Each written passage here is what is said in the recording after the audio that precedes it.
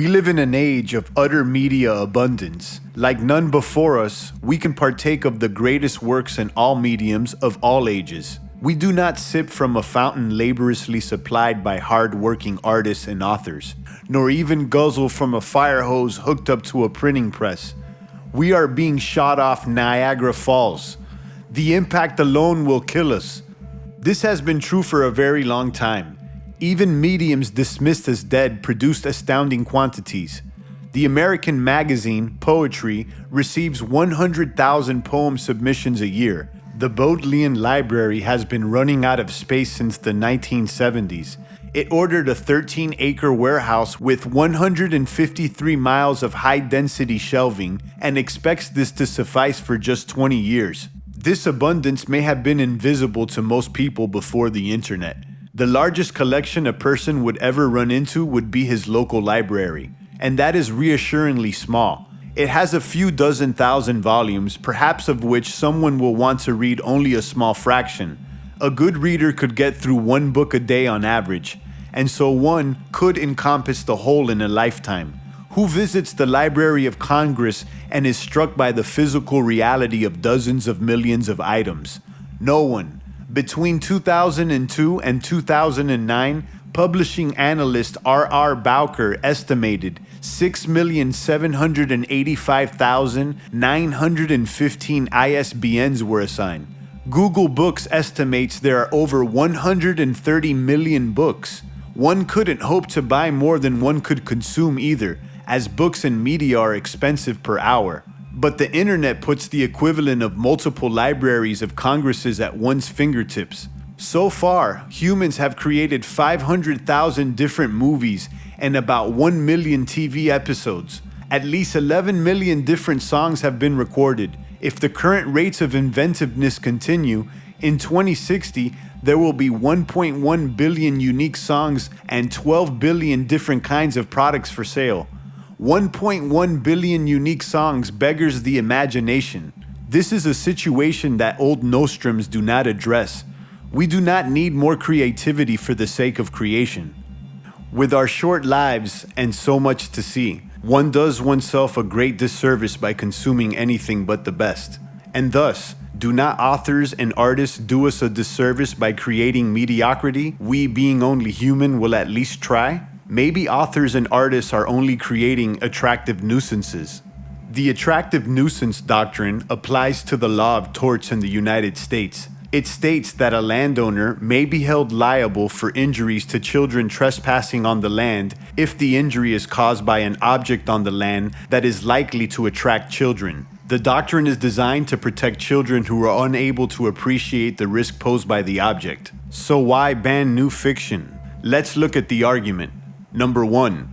Society ought to discourage economically inefficient activities. At least, it ought not to encourage inefficiency. It may not do this perfectly, but this is still a desiderata, special pleading for some activity. Saying that some other activity or market is far more economically inefficient is not a good reason.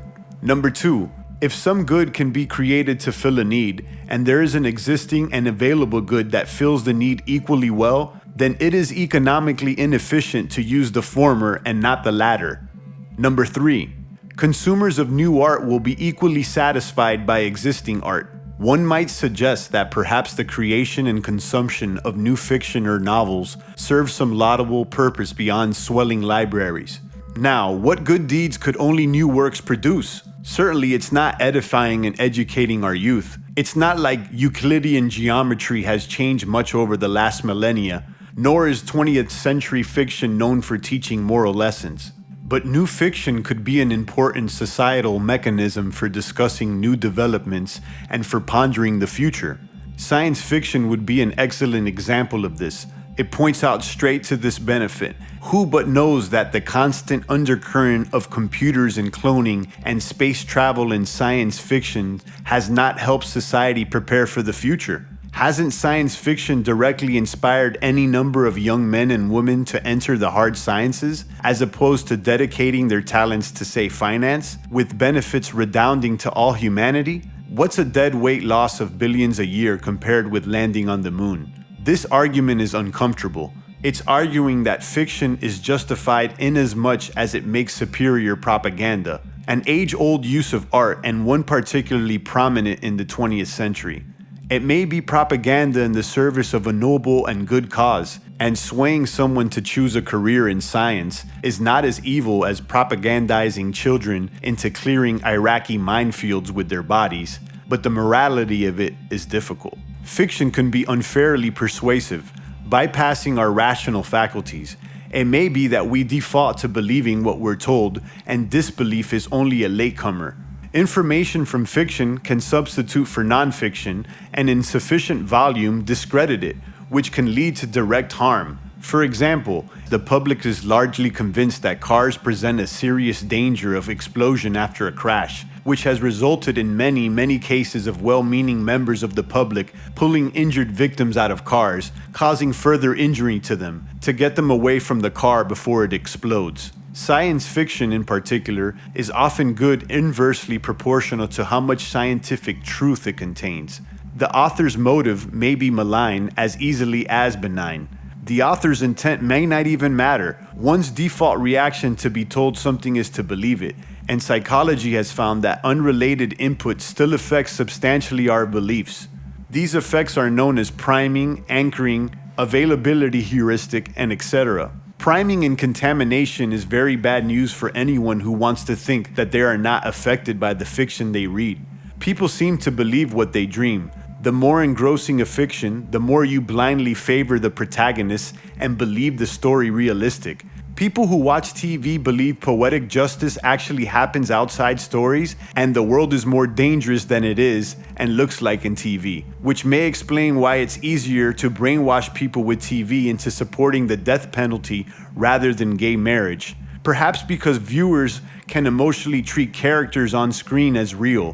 When we read through research on narratives that lead to changes in behavior and reduction in stereotyping, we should not forget that this makes fiction a double-edged sword. Everyone tells kids that what they see on TV isn't real, of course, but what makes you so sure that you don't believe what fictions you read? As a society, is it good to have our discussions and views about incredibly important matters like space exploration hijacked by fiction? It's hard to see why fiction would yield discussion of equal or superior quality to discussion based on nonfiction. Fictional evidence is particularly fallacious.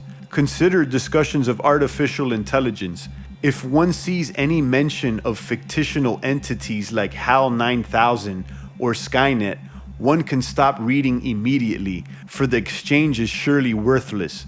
A discussion about the non-fictional entities Shridlu or Eurisco, though, might be worthwhile. So either fiction is effective as propaganda and setting societal agendas, or it isn't. If the latter, then the loss is nil.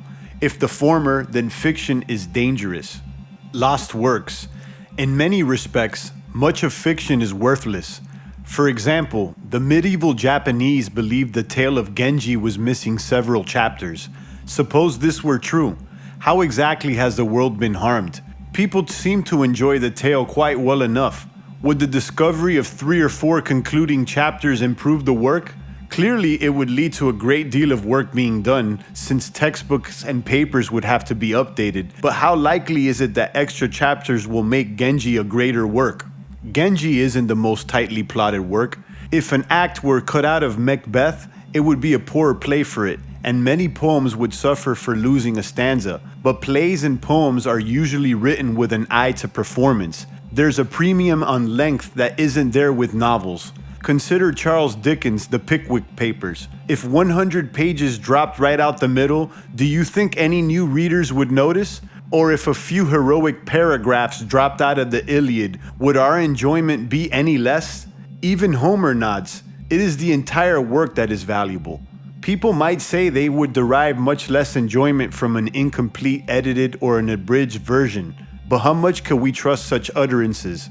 Further, there's a great deal of historical evidence that we have lost awe-inspiring works, yet no one but scholars particularly lament them. Existing research on things like the mere exposure effect suggests that much of aesthetics might be trained and essentially arbitrary. At the end of the day, there's more fiction than anyone could hope to consume. People would be happier reading only the best fiction. It's easier to figure out what the good old fiction is than the new fiction. There's also more good old fiction than good new fiction. People write too much new fiction. They also read too much.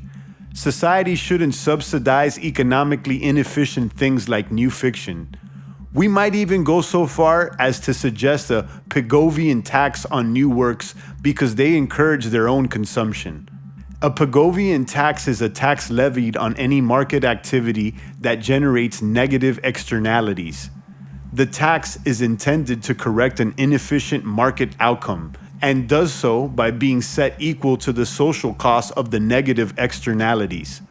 The uses of fiction are much less than one might think, and many of those uses are propagandistic, dangerous, or both. Subsidizing the non-fiction market may be justifiable. People are better off reading the best books, and the best ones are predominantly the ones that already exist.